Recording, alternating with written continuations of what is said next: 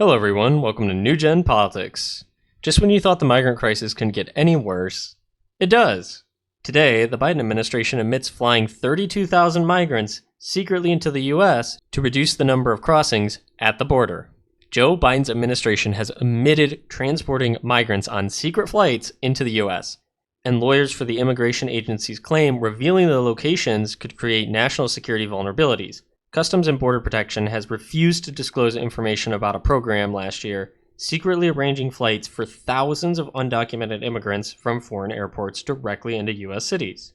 It means that while record numbers of migrants were flowing over the southern border last year, the Biden White House was also directly transporting them into the country.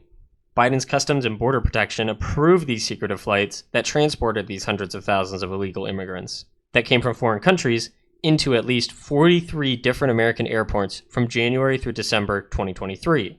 The program was a part of Biden's expansion of the CBP1 app, which kicked off at the start of last year. Migrants were able, under Biden's expansion, to apply for asylum using the app from their home countries. Migrants who could not legally enter the U.S. would use this app to apply for travel authorization and temporary humanitarian release from those airports.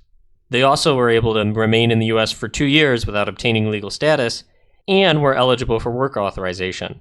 So this is just absolutely insane.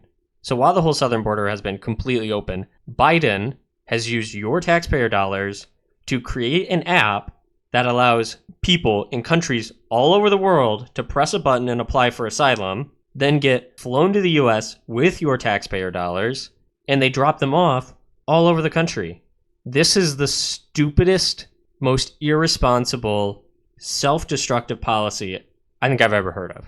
This is why the country is falling apart. You know that 50% of your money that you make that goes into taxes? This is where it ends up. Flying people from their countries all the way to the US to seek, quote-unquote asylum.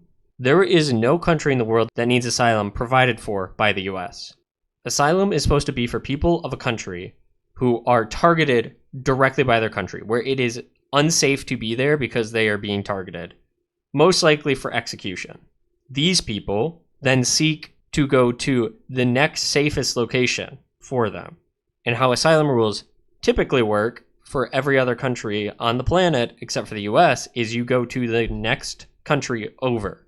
And if that country does not have an active prejudice against you, like illegal discrimination, illegal genocide against your people, anything of that severe magnitude, you stay there. That's the country you're in because it's safe. We're not talking about crime safety. We're not talking about political freedom safety. We're not even talking about freedom of speech safety. We're talking about, are you, as an individual of a certain religion or race, whatever, are you being targeted because of that aspect, and does your country of origin seek to destroy you for it?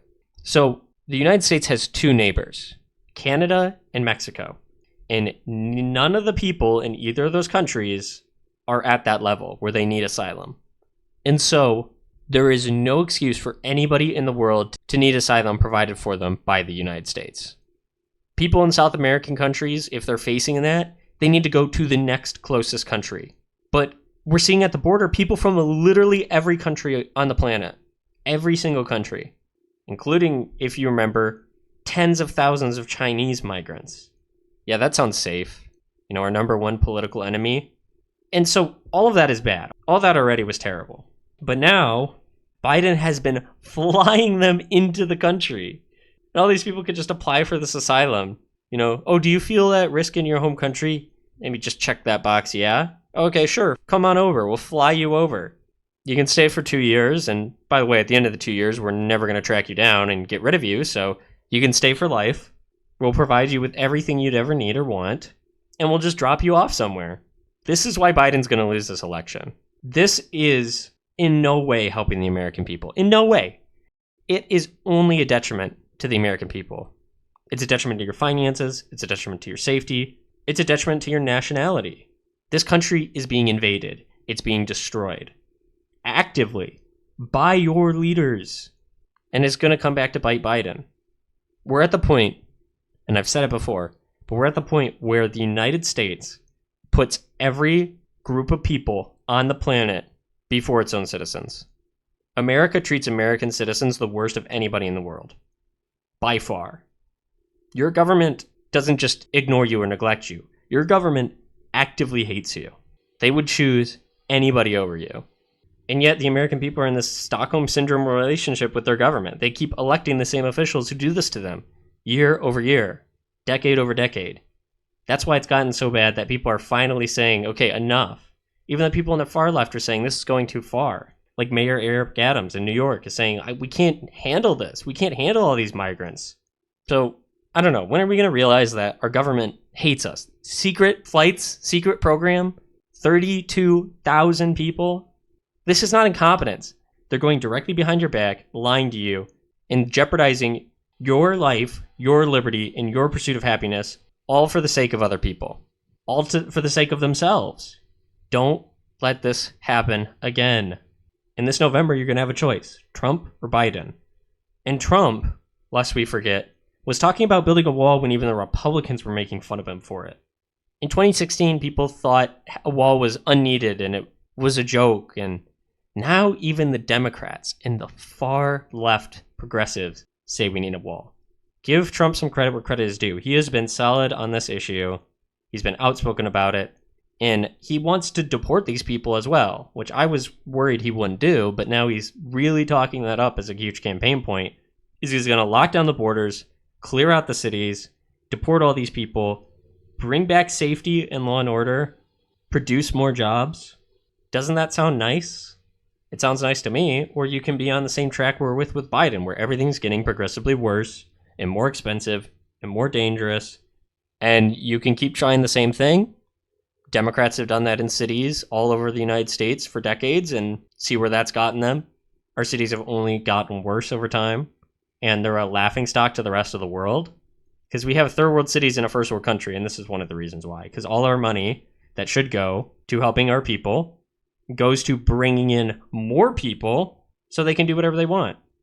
Every week you see news stories of migrants killing people, robbing people, attacking people. These are not the good, noble, hardworking people they talk about. They can't even say that anymore with a serious face. Think about what just happened to Laken Riley, the nursing student from Georgia, who was just brutally murdered by a migrant after he was arrested in New York and released and allowed to go all the way down to Georgia and commit this heinous act of violence. Those are the people Biden's letting in. Not just letting in anymore, flying in. Getting down on his hands and knees and begging them to come. Treating them like they're first-class citizens. Does he treat you that way? I didn't think so. So this is a lot to take in. It's clearly upsetting. And I want to know your thoughts on it. Do you feel that your country cares about you and takes care of you? Or are there areas that they totally neglected? Let me know all that down in the comments below. And as always, don't forget to like, share, and subscribe. Thank you for watching.